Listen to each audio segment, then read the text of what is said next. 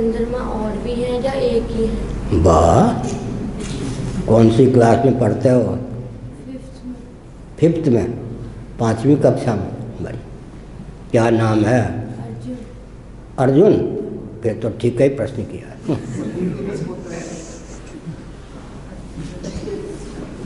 वो जो छोटी वाले का भाई है। अच्छा, बड़े भाई हो उसके? बढ़िया पूछा। पृथ्वी कैसे बनी? ठीक। एक हमने एक पेज का, एक पृष्ठ का मैटर, एक पृष्ठ की सामग्री डाली थी। क्या बोलते हैं आप लोग अंग्रेजी में उसको? उस किस पर? ट्विटर पर। भूगोल। एक पृष्ठ की सामग्री डाली गणित, फिर एक पृष्ठ की सामग्री डाली राजनीति, फिर एक पृष्ठ की सामग्री डाली है पुरुषार्थ चतुष्टय। भूगोल पर केवल एक पृष्ठ। पृथ्वी कैसे बनी? पृथ्वी में कितने गुण हैं मालूम है? आपकी हथेली में कितनी उंगलियां हैं? पृथ्वी में गंध है या नहीं है? रस? अच्छा। रूप, आँखों से दिखाई पड़ने वाला रूप पृथ्वी में है या नहीं? अच्छा। स्पर्श, छूने का विषय पृथ्वी है या नहीं? और शब्द पृथ्वी में है या नहीं? पृथ्वी में कितने गुण हो गए? कौन कौन? नीचे से गंध, रस, रूप, स्पर्श और शब्द। अब एक नियम है, कारण के गुण कार्य को स्वभाव से प्राप्त हो जाते हैं। ये वाक्य दोहराओ। कारण में जो गुण रहता है वो कार्य को मिल ही जाता है। बोलो।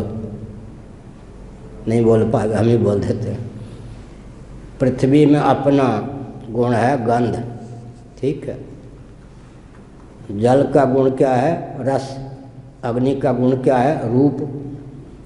वायु का गुण क्या है? स्पर्श। आकाश का गुण क्या है? शब्द। पृथ्वी में 5 गुण हैं।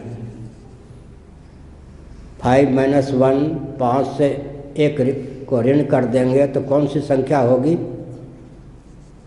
5 - 1 = 4। 5 से 1 को ऋण करेंगे तो 4। पृथ्वी का कारण वो हो सकता है जिसमें 4 गुण हो। वह है जल। जल में पानी, स्वभाव से गंध नहीं होता। जल का कारण वो हो सकता है जिसमें 3 गुण हो। वो कौन है? अग्नि। शब्द, स्पर्श, रूप। अग्नि का कारण वो हो सकता है जिसमें 2 ही गुण हो, शब्द और स्पर्श। वायु, उसका नाम है वायु। वायु का कारण वो हो सकता है जिसमें 1 ही गुण हो, शब्द। आकाश। आकाश के बाद वायु, वायु के बाद अग्नि, अग्नि के बाद जल, जल के बाद पृथ्वी। अब आप सुनो, आजकल सर्दी के दिन हैं या नहीं? थोड़ा हरकत करो, व्यायाम करो तो क्या होगा? वायु पैदा होगी या नहीं? हवा। चुपचाप बैठे हो तो आकाश जैसा हुआ या नहीं? थोड़ा हरकत करोगे तो चंचलता आएगी ना। आकाश से वायु, हवा उत्पन्न हो गई, ठीक। शरीर में हलचल करने से पसीना गर्मी आएगी या नहीं? तो क्या हुआ? वायु से अग्नि की उत्पत्ति हो गई। जब गर्मी शरीर में बढ़ेगी तो क्या होगा? फिर पसीने आएंगे या नहीं? आग से जल की उत्पत्ति हो गई। पसीने जम करके मैल बन जाएंगे या नहीं? तो जल से पृथ्वी की उत्पत्ति हो गई, ठीक। आकाश से वायु, वायु से आग, तेज, तेज से जल, जल से पृथ्वी। पृथ्वी अंतिम कार्य है। अंतिम कार्य क्यों है? कोई ऐसी वस्तु का नाम लो जिसमें 5 के अलावा अधिक गुण हो, 6 गुण हो। कोई मालपुआ, रबड़ी, कचौरी, आम, अमरूद, पराठे, घेवर, हाँ। 6 गुण वाला कोई पदार्थ है संसार में? कोई वस्तु है, एलिमेंट है?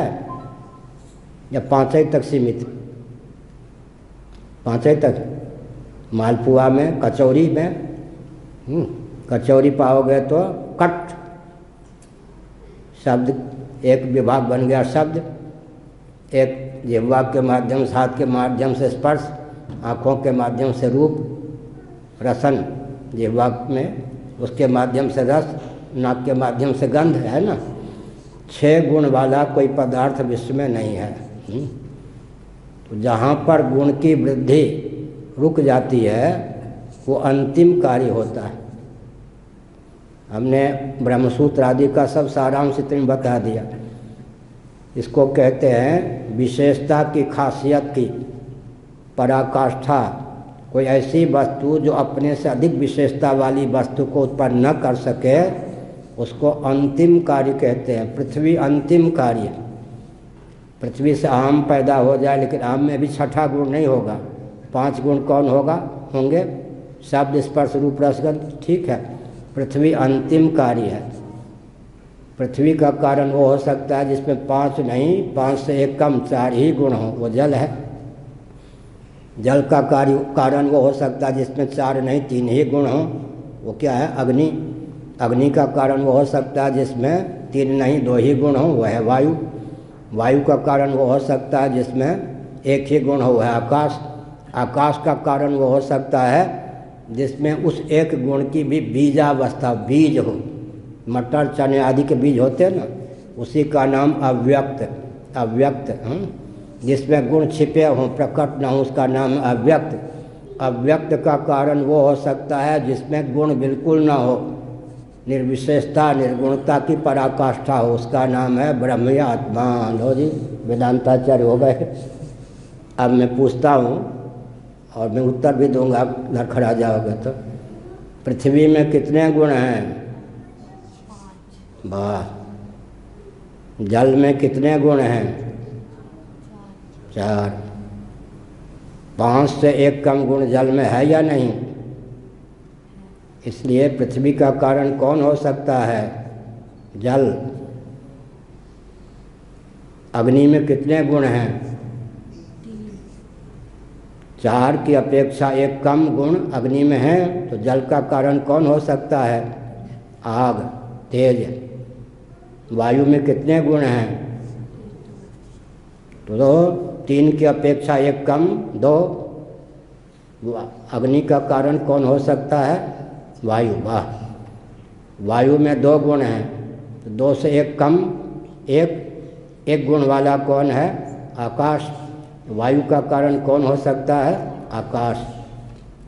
और आकाश का कारण कौन हो सकता है? जिसमें वो शब्द नामक गुण भी प्रकट ना हो, बीज रूप में रहे, उसी का नाम है प्रकृति, उसी का नाम है माया, उसी का नाम है अव्यक्त, उसी का नाम है प्रधान। प्रकृति का भी कारण, हाँ ठीक है, तुझे बच्चे हैं, ठीक है, बैठे रहो। अब प्रकृति, अव्यक्त, नेचर, शक्ति का कारण कौन हो सकता है जिसमें 1 भी गुण ना हो? 1 भी गुण ना हो, घटिया होगा या सबका आधार होगा? घटिया होगा या ऊंचा होगा? यों गुण व्यवहार में वो अच्छा माना जाता है जिसमें जितने गुण हों, और दर्शन में वो अच्छा माना जाता है जिसमें गुण कम होते होते बिल्कुल गुण न रह जाए, निर्गुण, निर्विशेष, वही सबको धारण करने में समर्थ है। तो उसी का नाम परमात्मा है। परमात्मा से अव्यक्त प्रकृति, उसी को माया कहते हैं। उससे आकाश, उससे वायु, वायु से तेज, तेज से जल, जल से पृथ्वी, पृथ्वी से ये वृक्ष इत्यादि हुए, लेकिन उनमें कोई छठा गुण नहीं। 1 गुण भी जिसमें ना हो, निर्गुण, गुणों को साधने वाला वो निर्गुण। कितने तत्व हो गए? पृथ्वी 1, जल 2, तेज 3, वायु 4, आकाश 5, अव्यक्त 6, आत्मा या परमात्मा 7। 7 तत्व ही हैं विश्व में, ठीक है। अच्छा, हमारे गुण कितने हैं? 5। शब्द, स्पर्श, रूप, रस, गंध है या नहीं? 5 ज्ञानेंद्रियां हैं। अगर छठा गुण होता तो 6 इंद्रियां होती। कान के द्वारा क्या होता है? शब्द का श्रवण होता है या नहीं? त्वक, त्वचा, आपाद मस्तक, एड़ी से चोटी तक अंदर बाहर विद्यमान है। उसके द्वारा स्पर्श का ग्रहण होता है, आँखों के द्वारा रूप का ग्रहण होता है, रसनेन्द्रिय जिह्वा के द्वारा रस का ग्रहण होता है, नासिका के द्वारा नाक के द्वारा गंध का ग्रहण होता है। 5 ही गुण हैं। अगर छठा गुण कोई होता तो 5 नहीं 6 ज्ञानेंद्रियाँ होती। ठीक है, कार्य कोटि के 5 ही तत्व हो सकते हैं। आजकल फिजिक्स केमिस्ट्री में कितने एलिमेंट्स हैं? 108 से भी ज़्यादा हैं या नहीं? लेकिन हमारे अनुसार 5 में ही सबको समाया जा सकता है। छठा कौन है?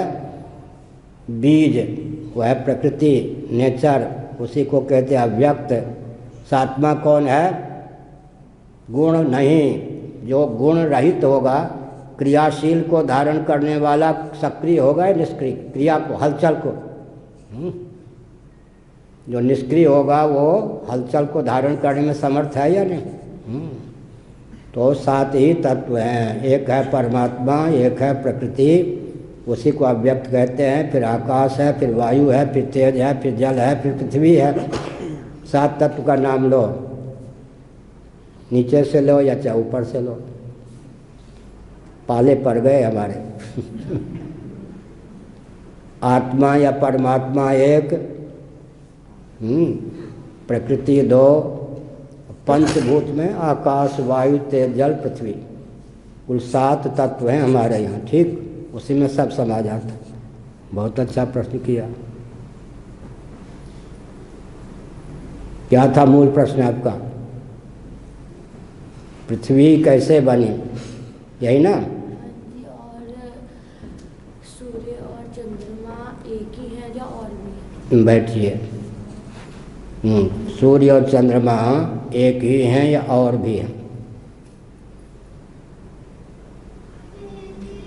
एक ब्रह्मांड, नाम सुना है? ब्रह्मांड में 14 भुवन होते हैं। 14 भुवन होते हैं। 14 को 3 में कर देते तो त्रिभुवन, भूर्भुवः स्वः। भू ये है, उस पर नीचे के लोग समा जाते हैं। भुवा बीच का है, स्व ऊपर का है। एक ब्रह्मांड में एक सूर्य और चंद्र होते हैं। ठीक है, दूसरा ब्रह्मांड कोई होगा तो उसमें कितने होंगे? उस ब्रह्मांड के सूर्य चंद्र अलग होंगे। अच्छा चलो हम बताते हैं। ब्रह्मांडों की संख्या कितनी है? आजकल के वैज्ञानिक बता देंगे। 3.5 करोड़। 3.5 करोड़ सूर्य और चंद्र हैं। लो, अब दोनों वैज्ञानिकों से कहो कि अनुसंधान करें। 3.5 करोड़ ब्रह्मांड हैं जी। कहाँ लिखा है? स्कंद पुराण में। ब्रह्मा जी ने जगन्नाथ जी की प्रतिष्ठा करने के बाद जगन्नाथ जी की स्तुति की तो उन्होंने कहा सार्धक त्रिकोटि ब्रह्मांड, 3.5 करोड़ ब्रह्मांड हैं। एक ब्रह्मांड में एक सूर्य और एक चंद्र, तो कुल मिला के कितने सूर्य हो गए? 3.5 करोड़। सैकड़ा, हजार, लाख, फिर करोड़ होता है या नहीं संख्या में? 3.5 करोड़ सूर्य और चंद्र हैं। गिनती मैंने बता दी। एक ब्रह्मांड में एक सूर्य, एक ब्रह्मांड में एक चंद्र, 3.5 करोड़। 3.5 करोड़ ही क्यों हैं सुरेश बाबू? अ उ म अर्धमात्रा, प्रणव में 3.5 मात्रा है, इसलिए 3.5 करोड़ ही ब्रह्मांड हैं। सार्धक त्रिकोटि, और 3.5 करोड़ ब्रह्मा हैं, और 3.5 करोड़ सूर्य हैं, 3.5 करोड़ चंद्रमा हैं। लो गिनती बता दी हमने। ठीक, तृप्त हो गए, प्रसन्न? और कुछ पूछना पूछो। बढ़िया, देखिए छोटे